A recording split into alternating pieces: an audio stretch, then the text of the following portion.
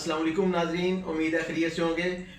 मेरे व्यूअर्स के लिए आज खुशखबरी है कि हमारे पास MBBS डॉक्टर म्यानाज मशहूर और मरूफ डॉक्टर मदर साहब तशरीफ़ आवर हैं। तो इनसे हम आज विटामिन डी के हवाले से उनके फ़ायदे, उनके इस्तेमाल और उसके नुकसान और उसके इस्तेमाल कैसे करना चाहिए, किन लोगों को इस्तेमाल करना चाहिए, किन को नहीं करना चाहिए, बच्चों में क्या डोज है, बड़ों में, और क्या इसके फ़ायदे हैं, क्या नुकसानात हैं। तो इस हवाले से आज बहुत ही ज़बरदस्त वीडियो बनने जा रही है और आपके जो है इन्फॉर्मेटिव होगी। इसको लाजमी पूरा देखें, इंशाल्लाह आपको बहुत फ़ायदा होगा। तो मदर साहब क्या हाल हैं? अल्हम्दुलिल्लाह, आप सुनाइए। बहुत बहुत सलाम हो आपको। वालेकुम सलाम। सर, हम आज विटामिन डी के हवाले से बात करना चाह रहे हैं जी जी।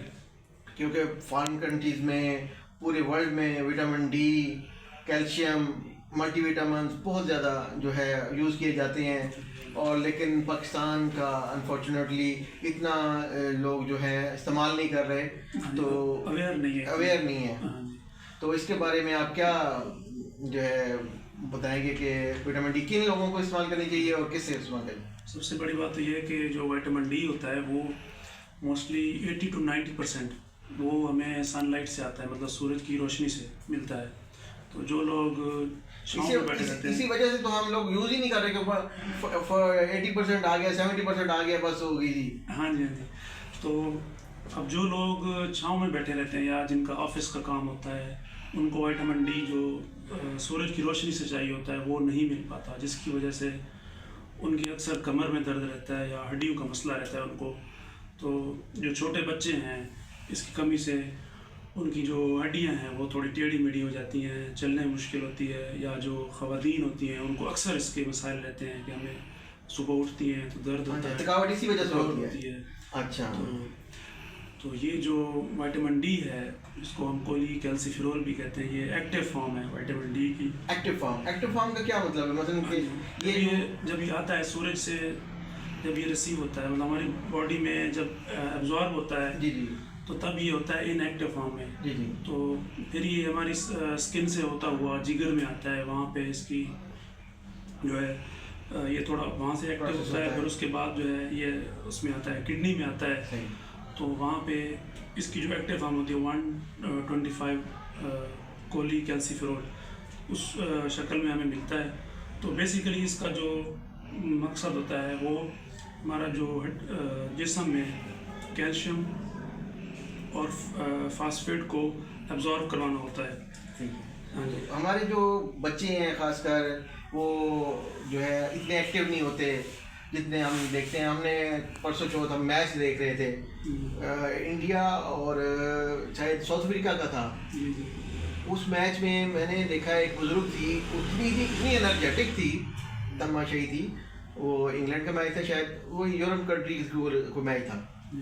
तो वो इतनी एक्साइट थी, तकरीबन 80 साल उसकी एज लग रही थी, चेहरे से तो वाज़ेह हो ही जाता है, लेकिन उसकी एक्साइटमेंट, उसका एंजॉय करने का तरीका। हमारे बूढ़े तो जो है ना, बस बड़ी मुश्किल से वो लाठियाँ ली होती हैं और बड़ी मुश्किल से बस जो है ना गुजारा कर रहे होते हैं, ना कोई एक्टिविटी करते हैं, ना ही कोई, बस अल्लाह अल्लाह खैर सल्ला, बस मसल्ला और बस अल्हम्दुलिल्लाह मसल्ला, नमाज पढ़नी चाहिए, बुजुर्गों का एहतराम है, लेकिन कोई उनको एक्टिव जैसे उनकी जो है ना सपोर्ट मिलती है उनको शायद कोई बताने वाला नहीं है, या हमारे जो है इतनी एजुकेशन नहीं है, अवेयरनेस नहीं है। तो इसके हवाले से आप बताएंगे कि इसकी एक तो है फ़ायदे, आप बता दें इसके बारे में। जी जी। अब ये हमारे पास जो होता है ना विटामिन डी, हाँ जी, ये कितना इस्तेमाल करना चाहिए? ये और 2000 इंटरनेशनल यूनिट्स में है, और ये 5000 इंटरनेशनल यूनिट्स में है। अब मोस्टली ये 2000 इंटरनेशनल यूनिट जो है ये बच्चों के लिए फ़ायदेमंद होता है, 13-14 साल से नीचे है। ठीक है। जो बिल्कुल छोटे न्यूनेट्स होते हैं, जो 1 महीने से या 2 महीने के, उनके लिए तो खैर ड्रॉप्स होते हैं। हाँ जी, तो ये 20 लाख है ना, मुझे लगता है। हाँ जी हाँ जी, 2000 इंटरनेशनल यूनिट्स, 20,000। हाँ जी। तो ये हम इस्तेमाल कर सकते हैं 12 साल से लेके 80 साल 100 साल की उम्र के बुजुर्गों के लिए, बच्चों के लिए, अडल्ट के लिए, ख़वातीन के लिए खासकर, मैं बार बार कहता हूँ कि ख़वातीन को अपनी को जो है लाजमी पिलाएँ। उनको जो सुबह उठते ही मूड ऑफ होता है और हड्डियों में दर्द हो रही होती है, और ख़ासकर जो जैसे कंधों में दर्द, पिंडियों में और एड़ियों में दर्द होती है, उनके लिए लाजमी आप हर फर्द डॉक्टर के रिकमेंड करदा डॉक्टर के प्रिस्क्रिप्शन के मुताबिक आप हर हफ्ते एक ले सकते हैं, 3 दिन बाद ले सकते हैं, मंथली एक ले सकते हैं। और इसका जो डोज का तरीका है वो आप पहले आप एक लें, फिर 3 दिन बाद लें, फिर 7 दिन बाद, फिर 15 दिन बाद, फिर मंथ में एक लाजमी इस्तेमाल करें। ये आपको जो है बिल्कुल जो है ना एनर्जेटिक, फिट और हड्डियों में दर्द वगैरह बुजुर्गों में बिल्कुल ख़त्म हो जाएंगी। प्लीज़ इसको इस्तेमाल करें डॉक्टर के रिकमेंड करदा प्रिस्क्रिप्शन के मुताबिक। तो जो जिनमें नहीं देंगे डॉक्टर, उनको पता है कि किस पेशेंट को नहीं देनी, किन पेशेंट को नहीं देनी सर। अब जिनमें जाहिर सी बात है जिनके अंदर विटामिन डी की एक्सेस होती है, जिनके अंदर ज़्यादा होती है, वो कैसे पता चलेगा एक्सेस है जी? अब मसलन हमारे लोग इधर टेस्ट नहीं करवाते हैं, लेकिन करवा लें तो इतना ज़्यादा महंगा टेस्ट नहीं है। पता नहीं क्यों डरे रहते हैं कि यह बहुत कैल्शियम का टेस्ट जो है ना बहुत कॉस्टली है, लेकिन अगर करा लें तो बेस्ट है। लेकिन वैसे अगर ना भी कराएं तो पाकिस्तान में ऑलमोस्ट विटामिन डी की कमी है, कैल्शियम की कमी है और मैग्नीशियम की कमी है, तो इसलिए B12 की कमी है। तो लाजमी ये या तो करवाएं या मेडिसिन खाएं। एक्सेस से कुछ नहीं होता, एक्सेस से ये अब्जॉर्ब हो जाएगा, किडनी से अब्जॉर्ब हो जाएगा, कुछ नहीं होता। वैसे पाकिस्तान में जो हालात हैं जो लोगों के, उनमें तो एक्सेस होती नहीं है। वो अपनी रोटी को बहुत बड़ी एक फूड सप्लीमेंट समझते हैं कि हमने रोटी खा ली है तो हमारे जो है ना कंप्लीट हो गया, हमारी फूड के सारे इंग्रेडिएंट्स हमने ले लिए पर रोटी खा ली है। तो भाई जी रोटी खाने से कुछ नहीं होगा, रोटी बगैर बल्कि नुकसान दे रही है। रोटी कम इस्तेमाल करें।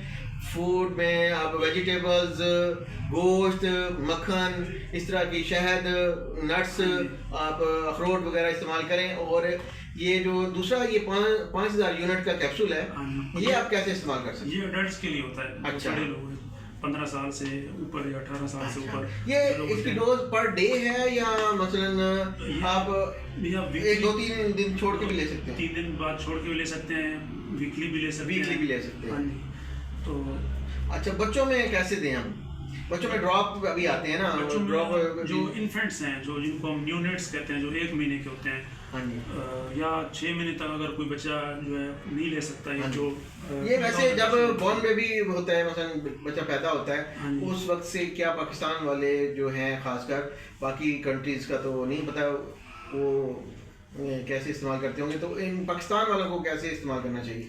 या वैसे भी जो बच्चों को ऑलमोस्ट पूरी 2 से 3 ड्रॉप्स जो है ना डेली इसकी डोज है ड्रॉप। तो वो ड्रॉप्स जो होते हैं ना 2 से 3 ड्रॉप्स डेली आप इस्तेमाल करवाएं छोटे बच्चों को, डॉक्टर की जो रिकमेंडेशंस होती हैं उसके मुताबिक। तो बाकी जो अडल्ट्स हैं, जो बड़े हैं, वो फिर ले सकते हैं, वो कैप्सूल ले सकते हैं। बेहतर होगा कि दूध में डाल के इस्तेमाल करें। इसका इंजेक्शन भी होता है, कैप्सूल भी होता है। ये जो है ना, ये आपको हम आज पी के बताते हैं विटामिन डी का इंजेक्शन। ये बहुत ही सर ज़बरदस्त नुकसान नहीं है इसका तोड़ने में, तो विटामिन डी का बहुत अच्छा रिजल्ट है। इसके साथ ये उन्होंने स्ट्रॉ भी दिया हुआ है पीने के लिए। आपने इसको ऐसे पकड़ना है और इसको इधर से ऐसे तोड़ के इसमें से ये वाला जो हिस्सा निकल आता है, ये इसमें स्ट्रॉ डालना है और देख लेना है कि कोई कचरा वगैरह ना हो। तो बेहतर है कि अभी तो हो सके तो गाढ़े दूध के साथ इस्तेमाल करें या मलाई के साथ या मक्खन के साथ ऊपर से थोड़ा सा ले लें तो बेस्ट है। हाँ जी, मसलन के चिकनाई वाली कोई ग़िज़ा हो जो ऑब्जर्वेशन ज़्यादा से ज़्यादा इसकी लेट होगी उतना फ़ायदा होगा। जी जी, वैसे भी इस्तेमाल कर सकते हैं जिस तरह जैसे आप इस्तेमाल कर सकते हैं सर। हाँ जी, ऐसे भी ये भी अच्छा है।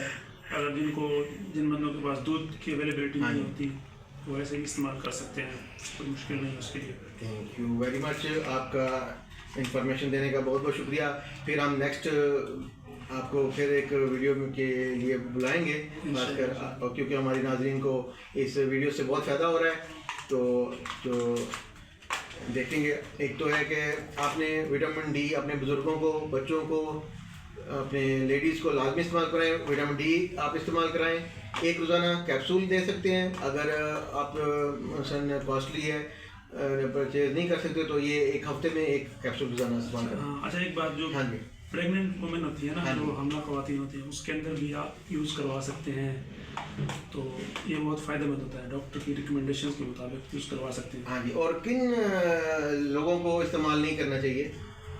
मसलन एक तो गुर्दे वाले पेशेंट को, सीकेडी और सीकेडी वाले पेशेंट, और जो हसास तबीयत के हैं, मसलन जिनको सेंसिटिव एलर्जी होती है, एलर्जी होती है, वो अपने डॉक्टर के रिकमेंड करदा हदायत के मुताबिक इस्तेमाल करें। आपका बहुत बहुत शुक्रिया सर। तो नेक्स्ट मिलते हैं नई वीडियो के साथ, नई मेडिसिन के साथ। अल्लाह हाफिज़, शुक्रिया।